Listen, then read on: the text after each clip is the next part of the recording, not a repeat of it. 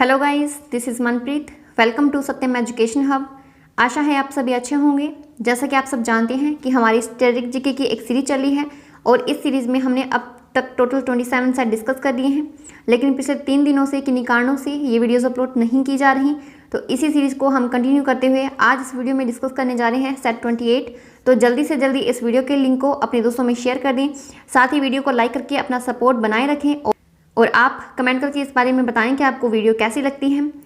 और इस वीडियो का पीडीएफ प्राप्त करने के लिए आप हमारे टेलीग्राम चैनल को एक्सेस कर सकते हैं। इसका लिंक आपको डिस्क्रिप्शन बॉक्स में भी मिल जाएगा, साथ ही पीडीएफ में भी मिल जाएगा। हमारे लेटेस्ट वीडियो अपडेट के लिए बेल आइकन को हिट कर दीजिएगा। तो चलिए आज का वीडियो स्टार्ट करते हैं। हमारा पहला क्वेश्चन है, वैट यानी कि जो वैल्यू एडेड टैक्स है, इसको लागू करने वाला पहला देश कौन सा है। देखिए, जो वैट है, अगर हम इसके बारे में बात करें कि ये किस प्रकार का टैक्स है, तो ध्यान रखिएगा ये एक है इनडायरेक्ट टैक्स। ध्यान रखिए कि जब भी कोई वस्तु को तैयार करना शुरू किया जाता है फर्स्ट लेवल से, और जहाँ तक ये रेडी हो जाती है लास्ट पॉइंट पे, यानी कि कस्टमर तक पहुँचती है, तो इस लेवल फर्स्ट लेवल से लेकर लास्ट लेवल तक इसके अंदर हर एक लेवल पर जो भी टैक्स लिया जाता है, ये सभी के सभी वैट के अंदर माने जाते हैं। तो देखिए, इसके अंदर एक विशेष बात आती है कि जब भी कोई व्यक्ति है वो या तो कोई वस्तु या फिर कोई सेवा इसको प्रोड्यूस करता है, तो जब उसका सालाना टर्नओवर है वो 5 लाख रुपीज़ से ऊपर चला जाता है, तब उसको वैट के लिए रजिस्ट्रेशन करवाना पड़ता है। उससे पहले किसी भी प्रकार का उसे वैट नहीं फिल करना पड़ता। और इसको जो पहले लागू करने वाला देश था ये था फ्रांस, और इसने 1954 में पहली बार लागू किया था देश में वैट। और फ्रांस की बात करें हम, तो फ्रांस की राजधानी है पेरिस, और जो पेरिस है ये है सीन नदी के किनारे पर। राइट आंसर है यहाँ पर ऑप्शन डी। भारत की बात करें तो ध्यान रखिएगा भारत है, इसमें जो पहला लागू करने वाला राज्य था ये था हरियाणा, और सबसे लास्ट में इसको लागू किया था यूपी ने, यानी कि भारत है इसमें भी अब वैट लागू हो चुका है। राइट आंसर है ऑप्शन डी, फ्रांस। उत्तरी अमेरिका की सबसे ऊंची चोटी कौन सी है। देखिए, उत्तरी अमेरिका है, आप इसको संयुक्त राज्य अमेरिका नामक देश से कंफ्यूज मत कीजिएगा। उत्तरी अमेरिका एक महाद्वीप है और हमारे विश्व में टोटल 7 महाद्वीप हैं। देखिए, इस मैप में आप देख सकते हैं, यहाँ पर आपको टोटल 7 महाद्वीप दिए गए हैं। उत्तरी अमेरिका, दक्षिणी अमेरिका, अफ्रीका, यूरोप, एशिया और ऑस्ट्रेलिया, साथ ही अंटार्कटिका। ये हो गए हमारे 7 के 7 महाद्वीप। और यहाँ पर सभी महाद्वीप की आपको सबसे ऊंची चोटियाँ दिखाई गई हैं। सबसे पहले हम देखते हैं जो दुनिया की सबसे ऊंची चोटी है, जो कि है माउंट एवरेस्ट, जो कि हमारे ही महाद्वीप एशिया में स्थित है, और ये है हिमालय रेंज में। देखिए, एक तो आती है पर्वत श्रृंखला इस प्रकार से, और इन्हीं में आती हैं छोटी छोटी चोटियाँ, और इनमें से ही पूछा गया है कि जो भी पर्वत श्रृंखलाएं हैं उसमें से सबसे ऊंची चोटी कौन सी है उत्तरी अमेरिका में। तो देखिए, एशिया में तो आती है माउंट एवरेस्ट, जो कि है हिमालय रेंज में, और जो यूरोप है इसमें आती है माउंट एल्ब्रूस, अफ्रीका में आती है माउंट किलिमंजारो, ऑस्ट्रेलिया में आती है क्रिस्को, और जो विंसन मैसिफ है ये आती है अंटार्कटिका महाद्वीप में, और जो साउथ अमेरिका है इसमें आती है माउंट एकांकागुआ। लेकिन देखिए, जो अगर हम बात करें नॉर्थ अमेरिका, तो इसकी सबसे ऊंची चोटी आती है माउंट मैकिंजले, जिसका वर्तमान में नाम आता है देनाली।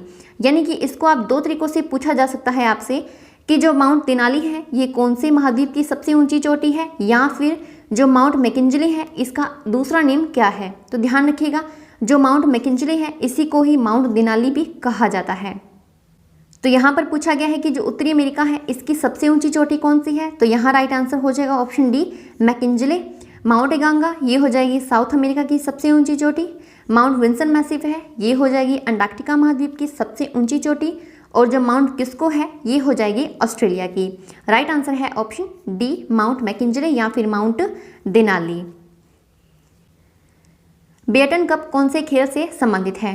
देखिए, जितने भी फेमस कप आते हैं उनके बारे में भी पूछ लिया जाता है कि ये कौन से खेल से रिलेटेड हैं। तो अगर हम बात करें बेटन कप की, तो ये संबंधित है हॉकी से। हॉकी के जो खिलाड़ी हैं प्रसिद्ध हॉकी के जादूगर मेजर ध्यानचंद, इन्हीं के जन्म दिवस को 29 अगस्त को भारत में राष्ट्रीय खेल दिवस भी मनाया जाता है।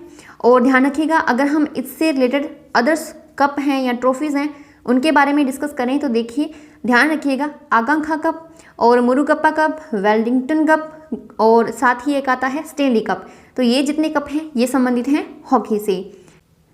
और बैडमिंटन के लिए आप याद रखिएगा, थॉमस कप और उबेर कप ये बहुत ही इंपॉर्टेंट हैं, अक्सर ये एग्जाम्स में पूछे जाते हैं। और घुड़दौड़ है, इसे याद रखिएगा डर्बी ट्रॉफी, ये घुड़दौड़ से रिलेटेड है। और अगर हम बात करें पोलो की, तो जो पोलो है ये भारत के मणिपुर राज्य से शुरू हुआ था और इसके भी बहुत ही इंपॉर्टेंट ट्रॉफीज़ और कप आती हैं। तो एक तो ध्यान रखिएगा Ezra cup, Radha Mohan cup, Winchester cup, ये सारे के सारे रिलेटेड हैं पोलो से। लेकिन जो बेटन कप है ये संबंधित है हॉकी से। राइट आंसर है ऑप्शन डी। पहाड़ियों की मल्लिका के नाम से कौन से शहर को जाना जाता है? देखिए पहाड़ियों की मल्लिका, इसके लिए आपके पास ऑप्शन है मसूरी, नैनीताल, बरेली और नेत्रहाट। देखिए जो मसूरी, नैनीताल और नेत्रहाट हैं ये तीनों के तीनों ही हैं उत्तराखंड में, और जो बरेली है ये स्थित है एमपी में। बात करें अगर हम इनके उपनामों के बारे में, क्योंकि जितने भी फेमस शहर हैं भारत के उनके जो भौगोलिक उपनाम हैं इनके बारे में भी बहुत बार पूछा जाता है। तो देखिए जो मसूरी है जो कि स्थित है उत्तराखंड में, इसको कहा जाता है पर्वतों की रानी। नैनीताल है, इसको कहा जाता है झीलों की नगरी। और जो बरेली है इसको सुरमा की नगरी कहा जाता है। और जो नेत्रहाट है जो कि आता है यूके यानी कि उत्तराखंड में, तो इसको कहा जाता है पहाड़ियों की मल्लिका। राइट आंसर है ऑप्शन डी।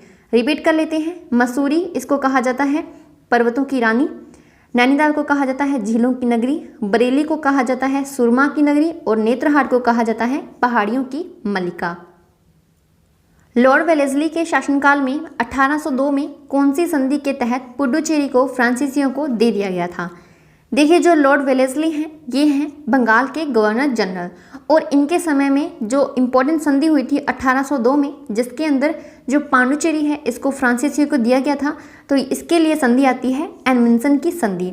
ये जो संधि हुई थी ये हुई थी 1802 में लॉर्ड वेलेस्ली के समय में, और इसमें पांडुचेरी को फ्रांसीसियों को दिया गया था, यानी कि जो पांडुचेरी था ये फ्रांसीसियों के अंडर चला गया था। देखिए अगर हम बात करें अदर संधि के बारे में, यानी कि जो बाकी वाली हैं इनके बारे में, तो जो सुगोली की संधि है ये जो ब्रिटिश सरकार थी और जो गोरखा थे इनके बीच में 1816 को हुई थी, जब 1813 से लेकर 1816 के समय में आंगल नेपाल युद्ध चल रहा था। और जो बेसिन की संधि है, देखिए इसका समय कार्यकाल भी सेम है, 1802 में ही ये हुई थी, और ये हुई थी मैसूर के युद्ध के समय में ब्रिटिश और मैसूर के लोगों के बीच में। और अगर हम बात करें लॉर्ड वेलेस्ली के बारे में, तो ध्यान में रखिएगा इसको बंगाल का शेर कहा जाता है, और इनका जो समय कार्यकाल आता है ये आता है 1798 से लेकर 1805 का, और इन्हीं के कार्यकाल में 1802 में ये संधि हुई थी। और ध्यान रखिएगा जो लॉर्ड वेलेस्ली है इनके टाइम में ही 1800 में कलकत्ता में फोर्ट विलियम कॉलेज की स्थापना की गई थी। और जो फोर्ट विलियम कॉलेज था इसका मुख्य उद्देश्य ये था स्थापित करने का कि इसमें जो भी प्रशासनिक अधिकारी होंगे उनको इनके कार्य का प्रशिक्षण दिया जाएगा, यानी कि जो भी सरकारी कर्मचारी होंगे उनको ट्रेनिंग दी जाएगी। ये बहुत ही इंपॉर्टेंट है, पूछा जाता है कि जो फोर्ट विलियम कॉलेज है इसकी स्थापना कब की गई थी, तो ध्यान रखिएगा 1800 में, और लॉर्ड वेलेस्ली के समय में की गई थी। फ्रॉम सिपाही टू सूबेदार पुस्तक के लेखक कौन हैं? देखिए ये जो पुस्तक है ये रिलेटेड है 1857 की क्रांति से, और ये पुस्तक सीताराम पांडे इन्हीं पर बेस्ड है ये पुस्तक, और ये पुस्तक लिखी गई है नॉर्गेट के द्वारा। यानी कि ये जो पुस्तक है ये सीताराम पांडे पर तो बेस्ड है, यानी कि इन पर ये लिखी गई है, लेकिन इसके लेखक आते हैं नॉर्गेट। विष्णु भटगोडसे हैं, इनकी भी 1857 से रिलेटेड ही एक पुस्तक आती है जिसका नाम है मांझा प्रवास। और जो डिज़रायली हैं ये एक ब्रिटिश व्यक्ति हैं, और इनको जाना जाता है कि इन्होंने 1857 की क्रांति को सैनिकों का विद्रोह कहा था, और जो वीडी सावरकर हैं इन्होंने 1857 की क्रांति को भारतीय स्वतंत्रता का प्रथम युद्ध कहा था। देखिए इसके ऑप्शन से रिलेटेड जितने भी इंपॉर्टेंट फैक्ट्स हैं आप ध्यान रखिएगा। यहाँ राइट आंसर है ऑप्शन बी नॉर्गेट। तेलंगाना को नए राज्य के रूप में गठित करने के लिए कौन सी समिति का गठन किया गया था? देखिए जब तेलंगाना का गठन हुआ था एक नए राज्य के रूप में, तो ये भारत का 29वां राज्य बना था, और इसकी जो स्थापना है ये हुई थी 2 जून 2014 को, और वर्तमान में इसमें जिलों की संख्या है 33, और इसकी जो राजधानी है ये है हैदराबाद।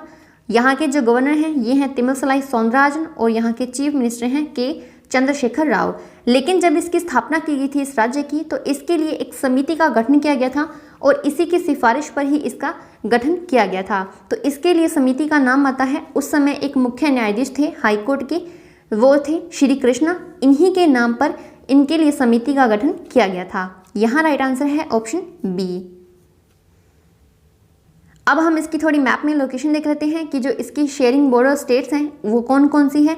तो देखिए जो तेलंगाना है इसकी टोटल 4 स्टेट आती हैं, जो कि हैं, एक तो आती है, देखिए ये है तेलंगाना, इसमें एक तो आता है महाराष्ट्र, एक है कर्नाटक, एक है आंध्र प्रदेश और एक आता है छत्तीसगढ़। इन चारों ही स्टेट की जो बाउंड्रिंग है वो लगती हैं तेलंगाना से। पैराडाइज टावर्स पुस्तक के लेखक कौन हैं? देखिए ये जो पुस्तक है पैराडाइज टावर्स ये काफ़ी इम्पोर्टेंट है।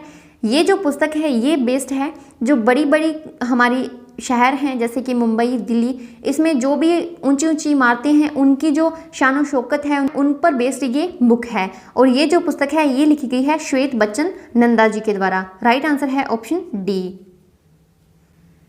दूरदृष्टि दोष का कारण क्या है? देखिए जो दूरदृष्टि दोष है इसको कहा जाता है हाइपरमेट्रोपिया, और इसमें हमें दूर की वस्तु तो बिल्कुल साफ दिखाई देती है लेकिन पास की वस्तु है जो वो साफ नहीं दिखाई देती। इसको हम एक डायग्राम के हिसाब से समझते हैं। देखिए यहाँ पर है नॉर्मल आई और यहाँ है आई विद हाइपरमेट्रोपिया। देखिए अगर हम इन दोनों में अगर हम कंपैरिजन करें तो यहाँ पर ये जो है ये पॉइंट शो करता है जो रेटिना पर हमारा जो भी प्रतिबिंब बनता है यानी कि जो इमेज बनती है उसको शो किया गया है। देखिए जब भी कोई प्रकाश आता है तो इसका जो प्रतिबिंब है, इमेज है, वो बनती है रेटिना पर एकदम करेक्ट रूप में।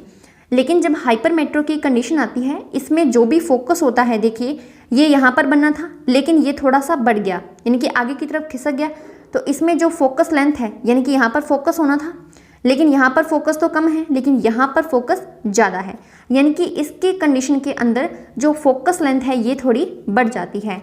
और देखिए जो लेंस होता है ये इसमें जो आंखों का जो लेंस है वो होता है उत्तल प्रकार का, तो जो लेंस है ये भी सामान्य स्थिति में इस प्रकार का होता है लेकिन जब हाइपरमेट्रो की कंडीशन आती है तो ये इस प्रकार से चिपटा सा हो जाता है यानी कि ये थोड़ा लंबा हो जाता है, जिस वजह से हमारा जो फोकस है आंखों का ये ज़्यादा हो जाता है, बढ़ जाता है, लेकिन जो हमारा इसकी जो पावर होती है वो घट जाती है।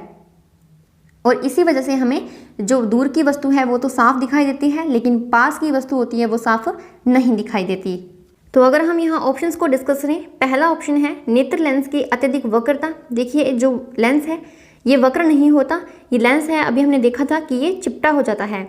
नेत्र गोलक का प्रसार, देखिए जो नेत्र गोलक है ये बड़ा नहीं होता यानी कि ये प्रसार नहीं होता है इसका, ये संकुचित हो जाता है यानी कि थोड़ा छोटा हो जाता है।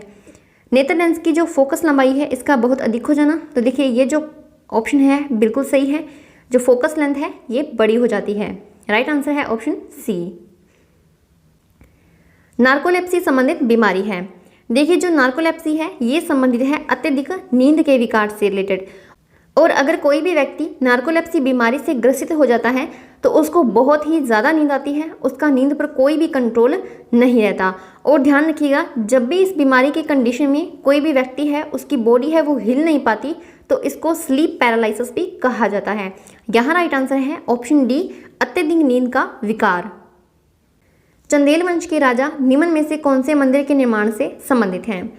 देखिए जो खजुराहो का मंदिर है जो कि स्थित है एमपी के छतरपुर जिले में, इसके जो संबंध है ये आता है चंदेल वंश से। यहाँ राइट आंसर है ऑप्शन सी। और देखिए चंदेल वंश के राजाओं के बारे में एक विशेष बात आती है कि इनके लिए कहा जाता है कि इस वंश के जितने भी राजा रहे हैं उन्होंने किसी न किसी मंदिर का निर्माण करवाया था, और इन्हीं के द्वारा निर्माण करवाया गया है एमपी में छतरपुर जिले में खजुराहो का मंदिर। और देखिए ये एक है वर्ल्ड हेरिटेज साइट, और ये बताइए आप मुझे कमेंट सेक्शन में कि जो खजुराहो का मंदिर है इसे वर्ल्ड हेरिटेज साइट में कब शामिल किया गया था। रामेश्वरम मंदिर, देखिए ये स्थित है तमिलनाडु में, और इसके बारे में विशेष बात आती है कि ये अब तक भारत का सबसे बड़ा गलियारा है। और आप मुझे ये कमेंट सेक्शन में बताइए कि जो पेरीवुडियार कोविल मंदिर है इसका दूसरा नाम क्या है और ये कहाँ पर स्थित है। देखिए ये भी बहुत ही इंपॉर्टेंट है, ध्यान रखिएगा। अगर कृष्ण को घुमाना होगा तो वो जो एग्जामिनर है वो इसी तरीके से कृष्ण को घुमाएगा। आप बताइए कि जो पूरे वेडियर कोविल मंदिर है ये कौन से राज्य में स्थित है। यहाँ राइट आंसर है ऑप्शन सी, खजुराहो का मंदिर। किबुल लामजाओ राष्ट्रीय उद्यान कौन सी झील पर स्थित है? देखिए ये जो राष्ट्रीय उद्यान है ये स्थित है मणिपुर में, और ये दुनिया का एकमात्र तैरता हुआ राष्ट्रीय उद्यान है, यानी कि ये एक झील पर स्थित है, झील के बीचों बीच में है। और इसकी जो झील आती है ये है लोकटक झील, और वैसे भी जो लोकटक झील है ये भी आती है मणिपुर की। यहाँ राइट आंसर है ऑप्शन डी। कोलेरू झील ये आती है आंध्र प्रदेश में, और जो कोलेरू झील है इसी पर ही आंध्र प्रदेश में फ्लेमिंगो उत्सव मनाया जाता है। और ध्यान रखिएगा फ्लैमिंगो से ही, जो फ्लैमिंगो है ये जो पक्षी है ये गुजरात का राज्य पक्षी है। वुल्लर झील है ये आती है जम्मू कश्मीर में, और जो जम्मू कश्मीर की ये झील है ये भारत की सबसे ताजे पानी की और मीठे पानी की झील है। और जो डल झील है ये भी जम्मू कश्मीर में आती है और इसे जम्मू कश्मीर का स्वर्ग कहा जाता है। यहाँ राइट आंसर है ऑप्शन डी, लोकटक झील। पहली बार पाटलिपुत्र को मगध की राजधानी किसने बनाया? देखिए पाटलिपुत्र जो कि स्थित है बिहार में, और मगध है ये भी बिहार के एरिया में ही आता है। तो देखिए जो बिहार है इस पर अनेक वंशों ने शासन किया है, और इसी में पाटलिपुत्र को सबसे पहले बनाया गया था राजधानी, ये बनाया था उदयन ने। और जो उदयन है ये आता है हर्यंक वंश का एक शासक बिंबिसार, इसका ये था पुत्र। महापद्मानंद की बात करें तो देखिए इन्होंने नंदवंश की स्थापना की थी, और इसी नंदवंश के शासक बृहद्रथ की मृत्यु करके जो अशोक के दादा थे यानी कि जो चंद्रगुप्त मौर्य थे उन्होंने मौर्य वंश की स्थापना की थी, और जो अशोक हैं ये मौर्य वंश से संबंधित हैं। राइट आंसर है यहाँ पर option C, Udayan. The velvet पुस्तक के लेखक कौन हैं? देखिए जो द वेलवेट पुस्तक है ये लिखी गई है बालकृष्ण कामत, जो कि एक हैं आईबी ऑफिसर। इन्होंने जो भारत की इंटेलिजेंस यूनिट्स हैं यानी कि जो भारत की खुफिया एजेंसी हैं और जो अमेरिका की एक एजेंसी आती है FBI, इन दोनों के बीच में जो भी संघर्ष चला था इसको इस पुस्तक में वर्णित किया है। राइट आंसर है ऑप्शन सी, बालकृष्ण कामत। 2011 की जनगणना के अनुसार कौन सी भारत की साक्षरता दर 2011 की जनगणना के अनुसार भारत की साक्षरता दर कितनी थी? देखिए जो भारत में जनगणना है ये हर 10 वर्ष के बाद में की जाती है, और लास्ट टाइम ये की गई थी 2011 में, और अब की जाएगी 2021 में। देखिए ये एक ही साल में गणना तो नहीं की जाती, गणना तो पहले ही स्टार्ट कर दी जाती है, लेकिन जो डाटा है वो हर 10 साल के बाद में जारी किया जाता है। अगर हम इस जो 2010 है इसके टाइम की रेट की बात करें, साक्षरता दर यानी कि जो लिटरेसी रेट है इसके बारे में बात करें तो देखिए ऑल ओवर इंडिया में रही थी ये 74.04%। राइट आंसर है ऑप्शन डी। लेकिन अगर हम इसको मेल और फीमेल के आधार पर देखें तो देखिए जो मेल है इनकी जो साक्षरता दर रही है ये रही है अप्रोक्स 81 यानी कि अपने कह सकते हैं 80.9% यानी कि 81%, और जो लेडीज़ हैं इनकी रही है 64.6%। तो देखिए 2011 के समय में यहाँ पर कितना डिफरेंस था, और आशा करते हैं कि जो 2021 है इसमें काफ़ी ये इम्प्रूव हो। तो यहाँ राइट आंसर है ऑप्शन डी, 74.04%। और आप मुझे कमेंट सेक्शन में एक क्वेश्चन बताइए जनगणना से रिलेटेड कि जब भारत की पहली बार स्थायी जनगणना की गई थी उस समय भारत के जो गवर्नर जनरल या फिर वाइसराय थे ये कौन थे? ब्रायोफाइट्स को प्लांट किंगडम का क्या कहा जाता है? देखिए जो पौधों का वर्गीकरण है ये 4 प्रकार से किया गया है, आप रखिएगा BTGA, यानी कि ब्रायोफाइट्स, टेरिडोफाइट्स, जिम्नोस्पर्म और एंजियोस्पर्म। जो ब्रायोफाइट्स हैं ये पौधों का सबसे प्रारंभिक रूप आता है। इसमें जो भी पौधे हैं देखिए इनको स्थल की आवश्यकता भी होती है और जल की आवश्यकता भी होती है, क्योंकि स्थल पर तो ये करते हैं निवास, और जो जल है इसमें इनको प्रजनन की क्रिया करनी होती है। इसीलिए जो ब्रायोफाइट्स हैं इनको कहा जाता है प्लांट किंगडम का उभयचर। राइट आंसर है ऑप्शन डी। और अगर हम बात करें सबसे बड़े ब्रायोफाइट्स यानी कि सबसे ब्रायोफाइट्स जो कैटेगरी है इसका जो सबसे बड़ा पौधा है ये कौन है, तो ध्यान रखिएगा डायोसोनिया आता है, और सबसे छोटा ब्रायोफाइट्स का पौधा आता है जुप्सिस। और जो सरीसर्प है जो ट्राइडोफाइटा ग्रुप है ये कहलाता है प्लांट किंगडम का सरीसर्प, क्योंकि ये जो धरती है इस पर जंगल नुमा ये संरचना बनाते हैं पौधों की। राइट आंसर है यहाँ पर ऑप्शन डी, उभयचर। 9 नवंबर को कौन से दिन के रूप में मनाया जाता है? देखिए दिवस भी बहुत बार पूछे जाते हैं, और यहाँ पर जो भी ऑप्शन है ये सभी के सभी नवंबर से ही रिलेटेड हैं। अगर हम इनके दिवस के बारे में बात करें तो देखिए जो राष्ट्रीय शिक्षा दिवस है ये आता है 11 नवंबर को, राष्ट्रीय पत्रकारिता दिवस है ये आता है 17 नवंबर को, और जो विश्व टेलीविज़न दिवस है ये आता है 21 नवंबर को, और बचा जो हमारे पास लास्ट ऑप्शन विश्व कानूनी दिवस ये आता है 9 नवंबर को। राइट आंसर है यहाँ पर ऑप्शन डी, विश्व कानूनी सेवा। और ध्यान रखिएगा जो टेलीविज़न है इसकी जो खोज है ये की थी JL बेयर ने। और आप मुझे कमेंट सेक्शन में क्वेश्चन बताइए कि जो राष्ट्रीय शिक्षक दिवस है और अंतर्राष्ट्रीय शिक्षक दिवस है ये कब कब मनाया जाता है? यहाँ राइट आंसर है ऑप्शन डी, विश्व कानूनी सेवा दिवस। वर्नाक्यूलर प्रेस एक्ट का प्रस्ताव किसने पेश किया? यानी कि जो वर्नाक्यूलर प्रेस एक्ट है ये लागू किसके शासनकाल में किया गया था? देखिए जो वर्नाक्यूलर प्रेस एक्ट है इसके अंतर्गत जो प्रेस है, मीडिया है, इस पर कंट्रोल किया गया था ब्रिटिश सरकार के द्वारा। और इसका जो प्रस्ताव है ये पेश करने वाले थे लॉर्ड लिटन, और ये पेश किया गया था 1878 में। और जो लॉर्ड लिटन है, इनका अगर हम कार्यकाल की बात करें तो इनका कार्यकाल आता है 1876 से लेकर 80 का, और इसी शासनकाल के अंतर्गत 1878 में इन्होंने ये प्रस्ताव पारित किया था। देखिए, जो लॉर्ड लिटन है इनको ओवन मेरिटिज कहा जाता है। और लॉर्ड रिपन के बारे में एक बात आती है कि ये इनके जस्ट बाद में शासन करने वाले थे, और इन्होंने इस वर्नाक्युलर प्रेस एक्ट को समाप्त कर दिया था। राइट ऑप्शन है यहाँ पर बी। और जो लॉर्ड कैनिंग है, ये भारत के अंतिम गवर्नर जनरल और पहले वायसराय थे, और ये जो पद है ये चेंज किया गया था 1858 के एक्ट में। और जो लॉर्ड डफरिन है, इन्हीं के समय में 1885 में भारतीय राष्ट्रीय कांग्रेस पार्टी है, इसकी स्थापना की गई थी।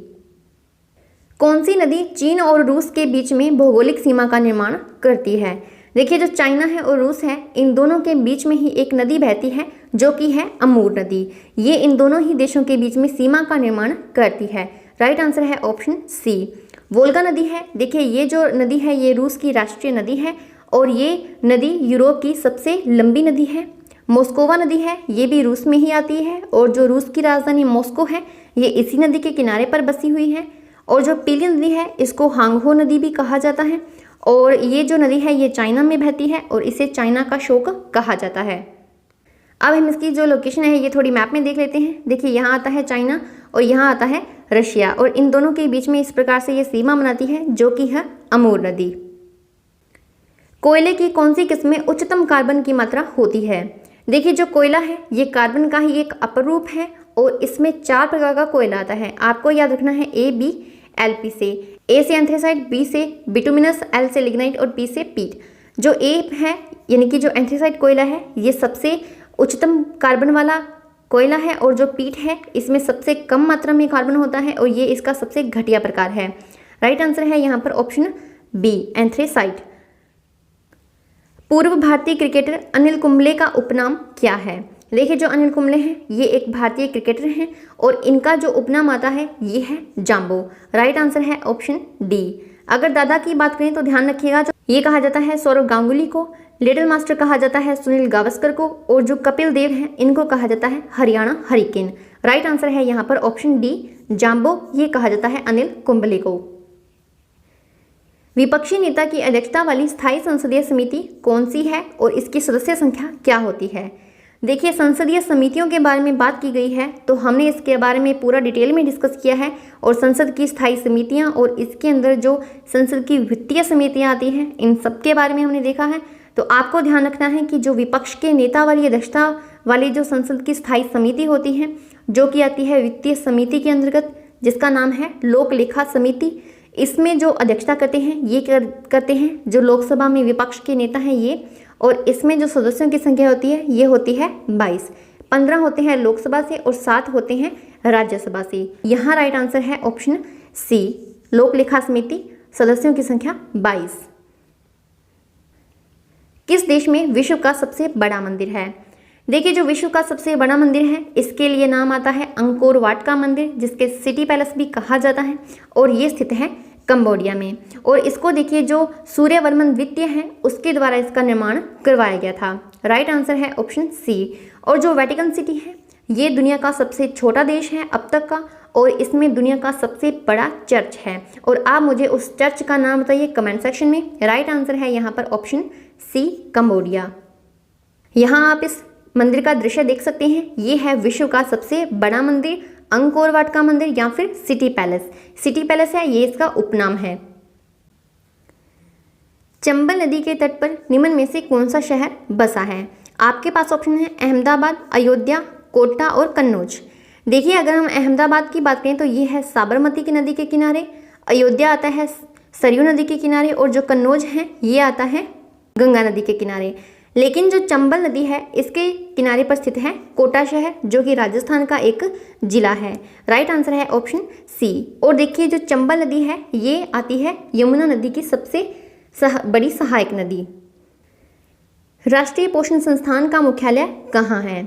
देखिए जो राष्ट्रीय पोषण संस्थान है इसकी जो स्थापना है ये की गई थी 1958 में और इसका मुख्यालय आता है हैदराबाद में। राइट आंसर है ऑप्शन डी। और जो हैदराबाद है इसे निज़ामों का शहर कहा जाता है।